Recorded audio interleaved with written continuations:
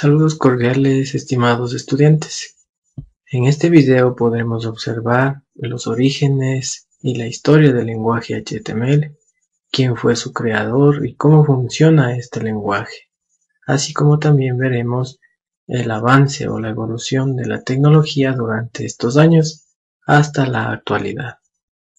Pon atención a las partes importantes, ya que tendrán una evaluación en posteriores tareas.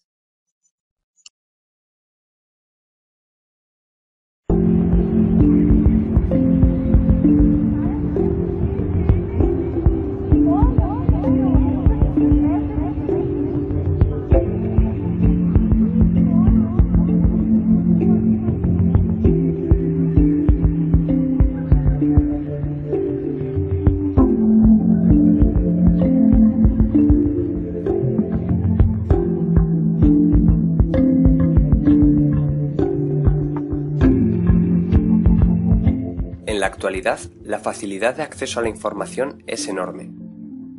Tenemos acceso a ella en multitud de momentos cotidianos, a través de distintos medios. El avance de la tecnología y los medios de comunicación así lo ha permitido, y una de las herramientas más utilizadas para acceder a la información es, sin duda, la web.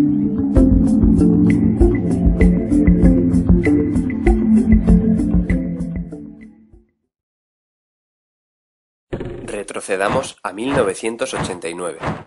Internet ya existía, aunque hasta la fecha el mejor mecanismo de intercambio de información a través de Internet era la transferencia de ficheros haciendo uso del protocolo FTP. Este sistema de transferencia de información tiene ciertos inconvenientes, ya que su función se limita a poder realizar transferencias de ficheros que posteriormente es necesario abrir con el programa correspondiente para cada tipo de fichero. Además, si un documento menciona a otro o hace referencia a alguna sección, es el usuario el que tiene que buscar ese otro documento o navegar hasta la sección correspondiente.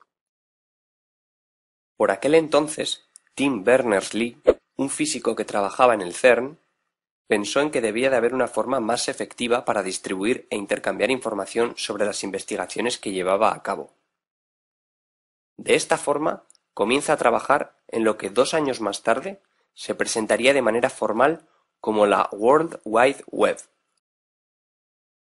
La idea consistía en un nuevo tipo de documentos, denominados documentos de hipertexto. Estos se podrían crear de manera sencilla empleando un lenguaje de marcas, que se denominó lenguaje de marcado de hipertexto. La idea básica del hipertexto es que, además de la información, un documento puede tener elementos destacados en los que se puede pulsar, llevándote de esta forma a otras partes del propio documento o incluso a otros documentos. Estos elementos sobre los que se puede pulsar son conocidos como hipervínculos. Era necesario, por tanto, crear un programa que entendiese ese lenguaje de marcas y lo representase en pantalla, permitiendo hacer los clics correspondientes en los hipervínculos y llevándote a los documentos enlazados. Este programa es conocido como navegador web. Fue Tim Berners-Lee quien creó el primer navegador web y lo llamó World Wide Web.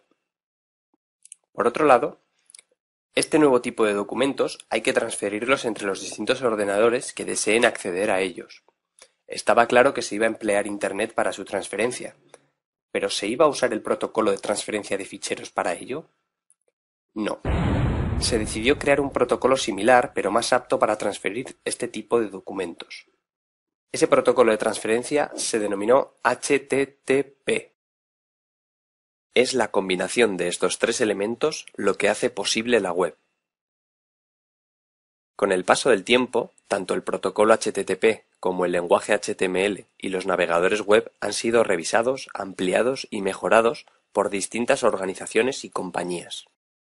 Es especialmente relevante el papel desempeñado por W3C, un consorcio internacional fundado en 1994 por el propio Tim Berners-Lee.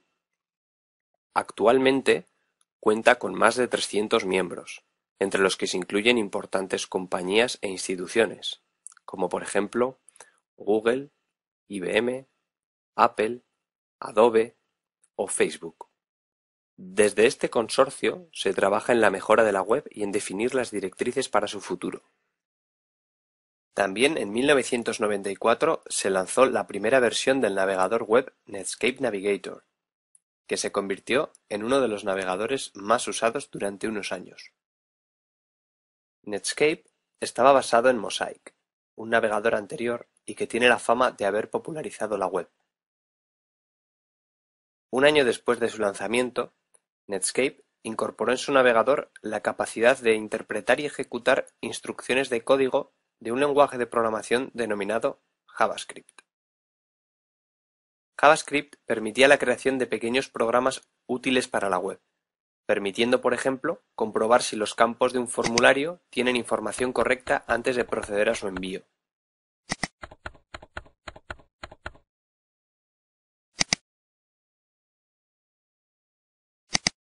Netscape también incluyó el soporte para ejecutar programas Java, denominados applets, que podrían ser incrustados en una web, aunque para ello era necesario tener instalado en el equipo una máquina virtual Java.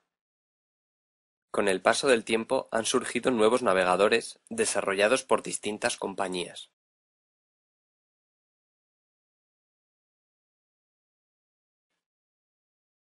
También han ido surgiendo tecnologías adicionales a las que se le ha dado soporte en los navegadores a través de plugins. Un ejemplo claro es el uso de Flash, tecnología desarrollada por la empresa Macromedia, posteriormente adquirida por Adobe.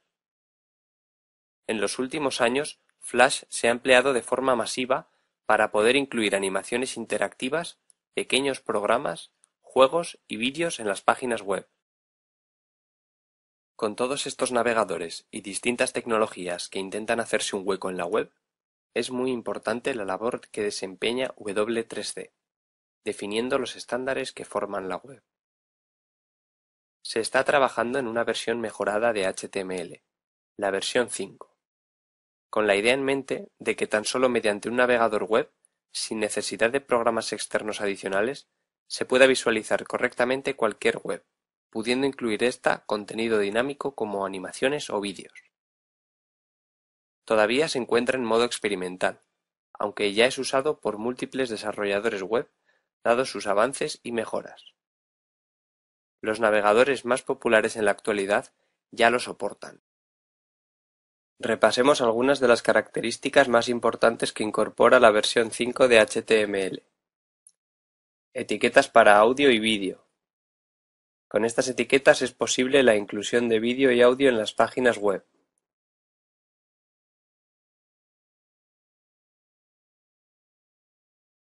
Validación nativa. Es posible especificar qué campos de un formulario no se pueden dejar en blanco. Este requisito será comprobado directamente por el navegador, sin necesidad de que el desarrollador implemente un script para comprobar esta condición.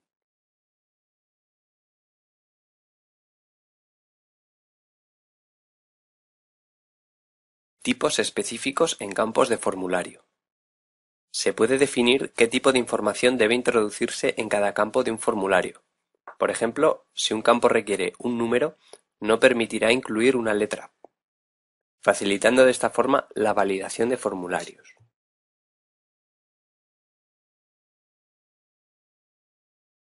Canvas. Canvas es un elemento en el que es posible ir dibujando gráficos desde un script realizado en JavaScript. De esta forma se pueden crear pequeñas animaciones o animaciones que responden a determinados eventos, como por ejemplo un videojuego.